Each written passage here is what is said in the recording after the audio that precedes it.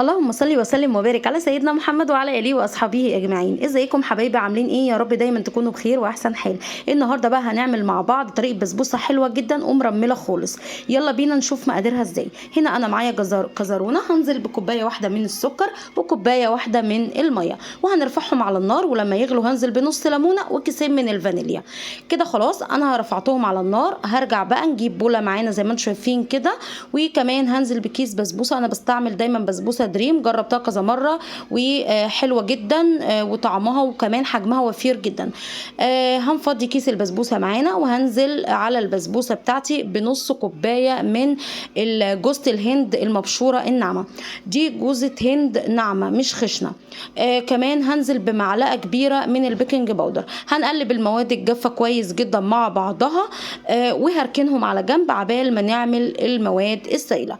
كده خلاص يلا بينا. هنروح على البوتاجاز وهنجيب صينية، حلة، أي حاجة هنكرمل فيها السكر. هنزل بنص كوباية من السكر وهنبدأ إن احنا نوطي عليها النار ونكرملها. لازم الخطوة دي مهمة جدا وبتدي للبسبوسة طعم حلو جدا. أنا كده خلاص كنت كرملت نص كوباية السكر. أهم حاجة إن الكرملة بتاعتنا ما تبقاش غامقة، بالراحة خالص على نار هادية، وعايزة لونها يبقى فاتح كده. تكرمليها خالص لحد ما يبقاش فيها أي تكتلات وتبقى ناعمة معانا بالمنظر دوت.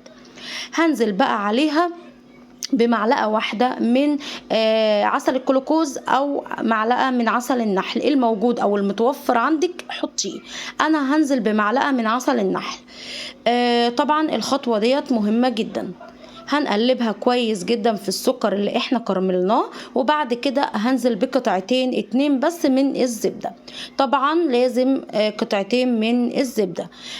كمان لو عندك قشطة بيتي، اي قطعة متوفرة منك، اي حتة قشطة هنضيفها. ما عندكيش خلاص، بس هي القشطة بتدي طعم حلو جدا في السكر المتكرمل. كده خلاص هبدأ ان انا ادوب الزبدة والعسل وكمان القشطة. الكلام ده كله بيدي طعم حلو قوي. هنزل بنص كوبايه كمان من الميه وهحل الكلام ده كله زي ما انتوا شايفين. هندوب الكلام ده كله بالراحه خالص عشان الزبده تفك وكمان القشطه، ويبقى كله، انا عايزه كل الكلام ده ياخد غلوه واحده بس، غلوه واحده، والكلام ده كله على نار هاديه. هوريكم القوام اللي انا عايزاه. هنقلبها كويس خالص. بصوا هو ده اللون اللي انا عايزاه. كان خلاص السكر والزبده والقشطه وكله داب وغلي معانا غلوه واحده. هنزل بالمواد الجافه بتاعتنا على المواد السائله. هنقلبهم بقى. انا مش هنقلبهم جامد، يعني انا عايزه ادمج المواد مع بعضها. عايزه الفها بس لفتين كده بحيث ان هي ما تعملش عرق معانا. يعني انا عايزه ادمج المواد السائله مع المواد الجافه، بس انا هلفها لفتين كده وخلاص. بس كده هنطفي النار وناخد الكلام دوت ونروح بقى نجهز الصينية بتاعتنا. يلا بينا. معانا بقى هنا بقى الصينيه بتاعتنا مقاس 22 24 ويستحسن تكون 28. طبعا ادي الصينيه بتاعتي. هنزل بيها ب3 معالق كبار من السمنه، سمنه زبده المتوفر عندك حطيه. هنزل عليهم، والخطوه دي مهمه جدا وبتدي البسبوسه يا جماعه طعم رهيب. معلقه كبيره من الطحينه، المعلقه ديت مهمه جدا، بتودي طعم البسبوسه في حته تانية. يبقى معلقتين 3 من السمنه او الزبده المذابه، وكمان هنزل عليهم بمعلقه طحينه كبيره مليانه، وهقلب الاتنين في قلب بعض. هدهن الصينيه دهنه حلوه كده زي ما انتوا شايفين. قلت لكم الخطوه دي مهمه جدا. هنزل بقى بالبسبوسه بتاعتي.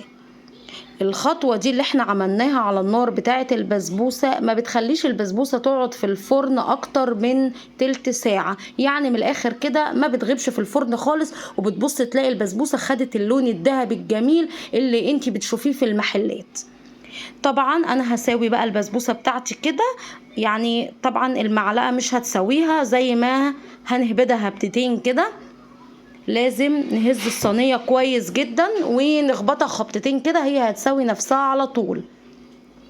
قوامها مظبوط جدا والمقادير مظبوطه جدا اهوت. بصوا لازم نلفها كده ونخبطها خبطتين كده على الرخامه علشان تتساوى معانا وتبقى كلها زي بعضها. طبعا هنحطها على فرن درجه حراره 180 ل 200 على حسب الفرن بتاعك. هتقعد بالظبط تلت ساعه. كده خلاص كانت خرجت معانا صينيه البسبوسه زي ما انتم شايفينها كده، بسم الله ما شاء الله، تحفه فنيه. مش قادره اقول لكم، بصوا تحميرتها حلوه جدا، حتى انا ما ولعتش عليها الشوايه زي ما انتم شايفين كده. انا هنزل بقى بالسيرب بتاعي اشربها كلها بالكوبايه. ليه ما عملتش اكتر من كده؟ لان احنا كنا مكرمل لها السكر، وطبعا مش عايزينها تبقى مسكره وتجزع النفس، بل بالعكس هتبقى مرمله وحلوه جدا. الخطوه دي مهمه جدا. بصوا انا طبعا هقطعها، بس انا ما بحبش اصلا اقطع اي حاجه سخنه، وانتوا عارفيني اي حاجه سخنه بتتفتفت وتتبهدل. بس طبعا علشان وقت الفيديو هضطر ان انا احاول ان انا اطلع منها حته. بصوا مش مستحمله خالص، كان لازم تقعد معانا من نص ساعه لساعه علشان خاطر تتماسك. بس انا حابه اوريكم الترميله بتاعتها. بصوا طريه ازاي، بصوا ناعمه جدا ودايبه خالص ومرمله، اقسم بالله تحفه. جربيها ومش هتندمي. لو عجبكم بقى الطريقه ما تنسوش اللايك والشير والاشتراك بالقناه. من يوميات مولي.